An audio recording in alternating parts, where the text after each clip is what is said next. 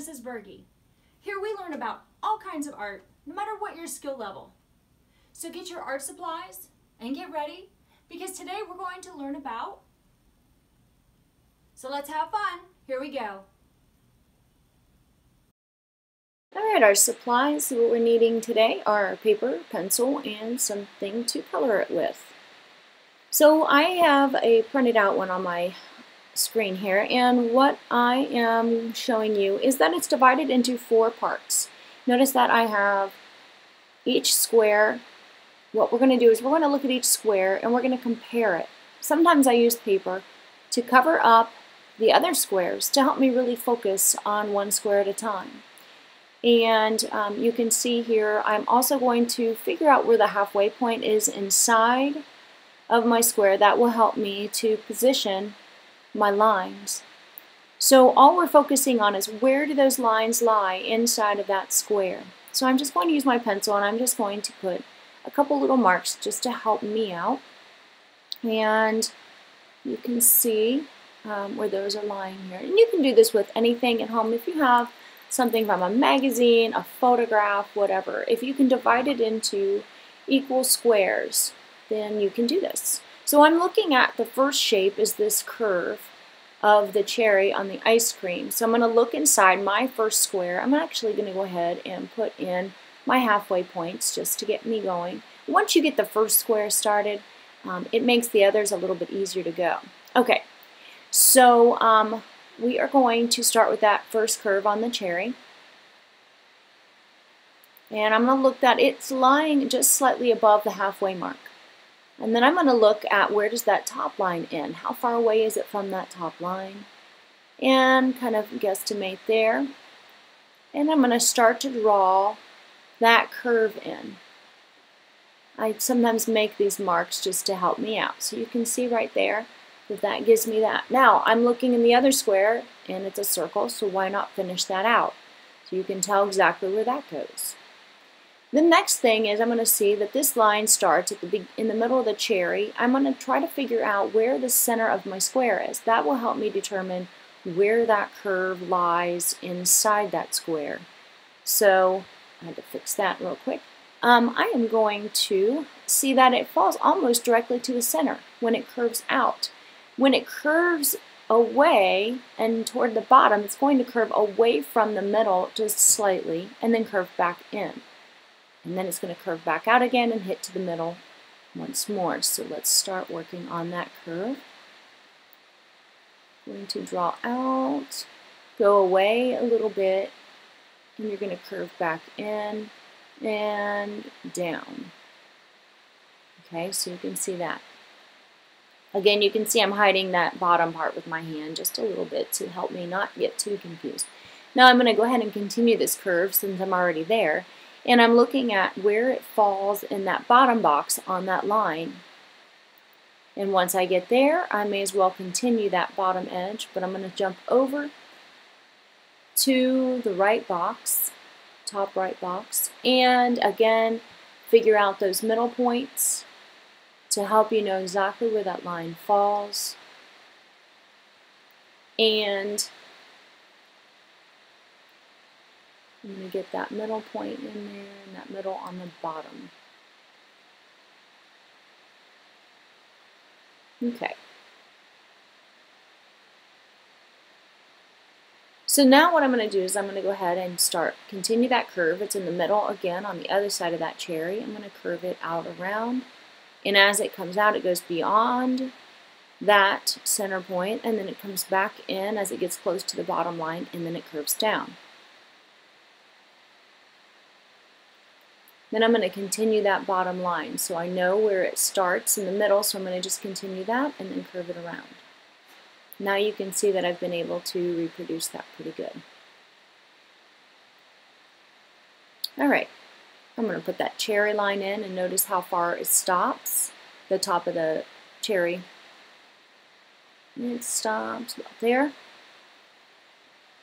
Hey, you're half done. Let's keep going. In that bottom right square. Now, for a straight edge, you can use the edge of a paper, the edge of a book if you don't have a ruler. I'm going to just figure out how far from the bottom this goes. So it goes just about 1/4 of an inch it looks like. And then I'm going to figure out where does it lie inside that curve. So it lies about there. So I'm going to make those 2 points. Then all you have to do is get your straight edge, or you can freehand it, and draw that line down. Again, now once I have that one line established, it makes it a little easier on the other side to get the other line in because they're equal.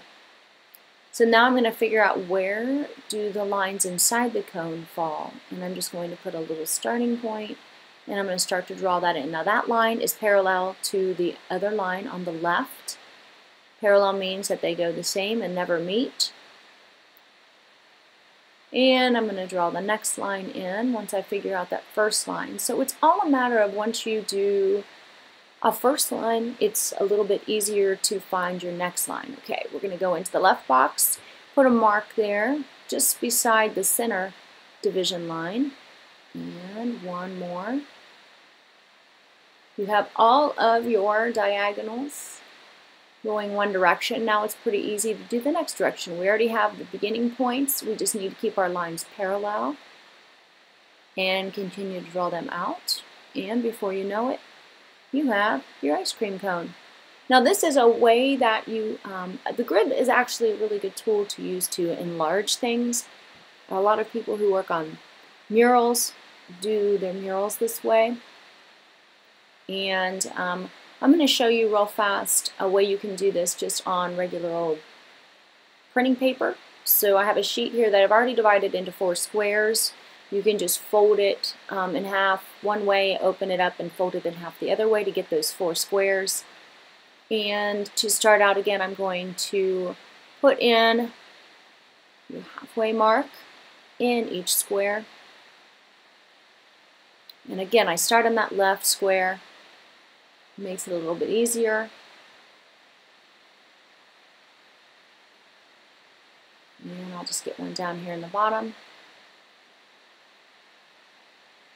Alright, so I'm going to look here again. I'm going to start with that cherry, get that nice curve, figure out how far from the top it goes, and continue it on over.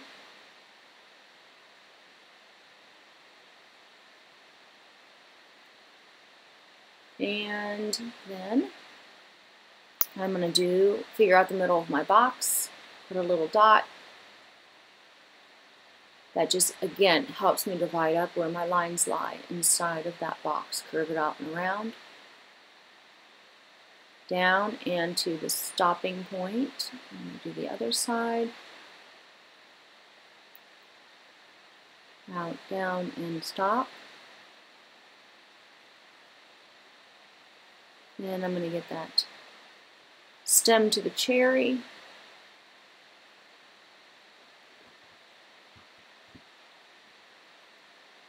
And looking at the bottom 2 boxes, we'll start with the one on the right. Figure out where that curve comes in and touches, so it's going to curve in almost to the line, not quite, and then touch to the center. And you're going to do the other on the other side. Look at how that falls. It's all about measuring with your eye and just kind of figuring out where things lie inside of your space. So again, I'm going to get my dot down there for where my cone ends, do my diagonal. And again, you can use a ruler, a book edge, whatever you might have as a straight edge. Look around your home. You'd be surprised what you have. And making my dots in here as to where my diagonals go.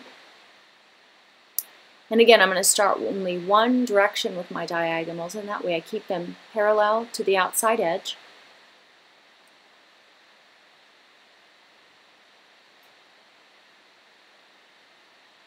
And then once you do that, you go back to those points and you go the other direction. You're going to that other parallel line.